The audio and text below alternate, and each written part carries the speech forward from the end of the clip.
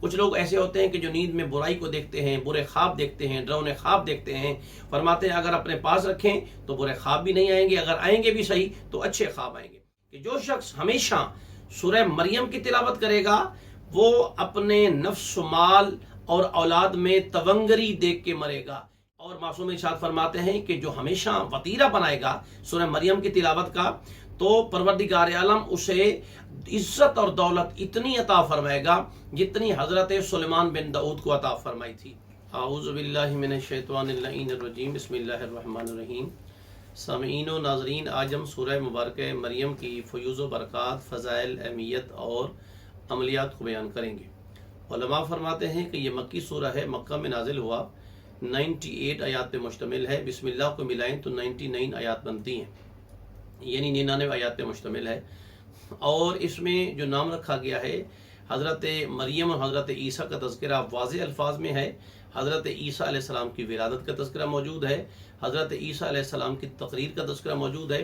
تو حضرت مریم کے نام سے اس سورت کا نام بھی حضرت مریم کے نام سے سورہ مریم رکھا گیا ہے۔ اس میں تقریباً ٹوٹل 14 موضوعات پہ گفتگو کی گئی ہے۔ سب سے پہلے حضرت زکریا کی دعا جو وارث کے لیے حضرت زکریا نے مانگی تھی کہ پروردگار مجھے ڈر ہے کہ میری بیوی بانجھ ہے، مجھے میرے رشتہ داروں کا ڈر ہے، مجھے ایک اپنا وارث عطا فرما۔ تو اس کا تذکرہ وارث علمی نہیں ہے بلکہ وارث مالی ہے، اس کا تذکرہ بھی سورہ مریم میں ہے۔ حضرت یحییٰ علیہ السلام کی پیدائش، حضرت مریم اور حضرت عیسیٰ کے واقعات اور حضرت عیسیٰ علیہ السلام کی ولادت کا تذکرہ، حضرت عیسیٰ کی بچپن کی تقریر، خدا اولاد سے پاک ہے، حضرت ابراہیم کی تبلیغ، حضرت موسیٰ اور ہارون کا تذکرہ، حضرت ادریس کی عظمتوں کا بیان اور بعد میں آنے والی نااہل نسل کا تذکرہ، نعمات جنت اور وارثان جنت کا تذکرہ بھی سورہ مریم میں موجود ہے۔ اور اس کے ساتھ ساتھ شیاطین منکر حق پر نازل ہوتے ہیں، یعنی جو حق کے منکر ہیں ان پہ شیطان کا غلبہ ہوتا ہے۔ اہل ایمان کے لیے اللہ تعالیٰ لوگوں کے دلوں میں محبت پیدا کرتا ہے اور ثبوت شفاعت۔ یہ ٹوٹل تقریباً 14 موضوعات پہ سورہ مبارکہ مریم میں گفتگو کی گئی ہے۔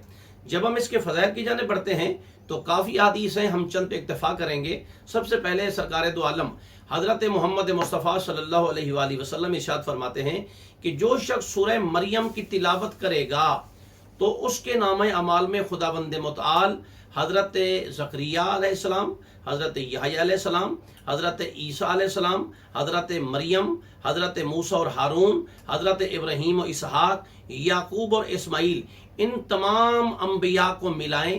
ان پہ جتنے لوگ ایمان لائے اور جتنے لوگوں نے تکذیب کی جھٹلایا ہے ان تمام کی تعداد سے 10 گنا زیادہ خداوند متعال سورہ مریم کی تلاوت کرنے والے کے نام اعمال میں اجر عطا فرما دیتا ہے۔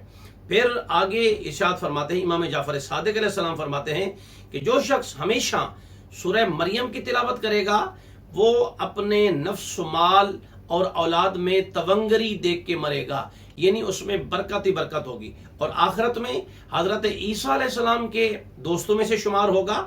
اور معصوم ارشاد فرماتے ہیں کہ جو ہمیشہ وطیرہ بنائے گا سورہ مریم کی تلاوت کا تو پروردگار عالم اسے عزت اور دولت اتنی عطا فرمائے گا جتنی حضرت سلیمان بن داؤد کو عطا فرمائی تھی۔ آگے ایک اور بھی فرمان ہے، امام جعفر صادق علیہ السلام ارشاد فرماتے ہیں کہ اس سورت کو لکھ کر تنگ منہ والی شیشی میں بند کر کے رکھیں تو گھر میں خیر و برکت ہی خیر و برکت ہوگی۔ اور جب آگے ہم عملیات کی طرف آتے ہیں تو یہاں جو ہے 4-5 نقطے بیان کرنا انتہائی اہم ہے۔ سب سے پہلی چیز یہ ہے کہ جو شخص لکھ کر اپنے پاس رکھے وہ نیند میں اچھائی کو دیکھے گا۔ کچھ لوگ ایسے ہوتے ہیں کہ جو نیند میں برائی کو دیکھتے ہیں، برے خواب دیکھتے ہیں، ڈراؤنے خواب دیکھتے ہیں۔ فرماتے ہیں اگر اپنے پاس رکھیں تو برے خواب بھی نہیں آئیں گے، اگر آئیں گے بھی صحیح تو اچھے خواب آئیں گے۔ آگے دوسرے نمبر پہ اگر لکھ کر گھر کی دیوار پہ لگایا جائے تو وہ گھر چوروں سے محفوظ ہو جائے گا۔ تیسرے نمبر پہ اگر کوئی انسان خوف زدہ ہے، ایسا ہوتا ہے کہ انسان آج کل مالی پریشانی ہے، دشمن کا خوف ہے، رشتہ داروں کا خوف ہے، دیگر لوگوں کا خوف ہے، تو خوف میں اگر کوئی شخص ہے تو سورہ مریم جو ہے اس کو لکھ کے اپنے پاس رکھے، وہ خوف ہٹ جائے گا اور ہمیشہ وہ سکون میں رہے گا۔ آخر میں ایک چھوٹا عمل ہے اور اس کو ہم بیان کر رہے ہیں۔ عام طور کے اوپر لوگ جو ہیں یہ علماء سے، خطباء سے اور دیگر عاملین سے پوچھتے رہتے ہیں کہ ہمارے ہاں بچے کی ولادت ہونے والی ہے، دعا کریں کہ آسانی سے بچے کی ولادت ہو جائے، یا کچھ ایسا ہے کہ بچے کی ولادت میں مشکلات پیدا ہو رہی ہیں۔ تو یہ ایک سوال امام محمد باقر علیہ الصلوۃ والسلام کے پاس ایک شخص آیا، میرے مولا نے دیکھا کہ وہ بندہ پریشان ہے۔ امام نے فرمایا کہ بندہ خدا کیوں پریشان ہو؟ کہنے لگا کہ مولا میرے گھر میں میری بیوی کے ہاں میرے بچے کی ولادت قریب ہے، مولا میری بیوی درد ذہ میں مبتلا ہے، بچے کی ولادت آسان نہیں ہو رہی، مولا کوئی دعا تعلیم فرمائیں۔ تو میرے امام نے ارشاد فرمایا کہ اے بندہ خدا، تجھے چاہیے کہ تو سورہ مبارکہ مریم کی آیت نمبر 23، 24 اور 25، 23، 24 اور 25 نمبر آیت جو شروع ہوتی ہے کہ فَأَجَاءَهَا الْمَخَاضُ، یہاں سے شروع ہوتی ہے۔ پھر فرماتے ہیں جب یہ 3 آیتیں پڑھ لیں پھر فرمائیں کہ وَاللَّهُ أَخْرَجَكُم مِّن بُطُونِ أُمَّهَاتِكُمْ لَتَعْلَمُونَ شَيْئًا وَجَعَلَ لَكُمُ السَّمْعَ وَالْأَبْصَارَ وَالْأَفْئِدَةَ لَعَلَّكُمْ تَشْكُرُونَ، یعنی 3 آیتوں کے بعد پھر ایک آیت 78 ہے سورہ نحل کی آیت، اس کو پڑھیں۔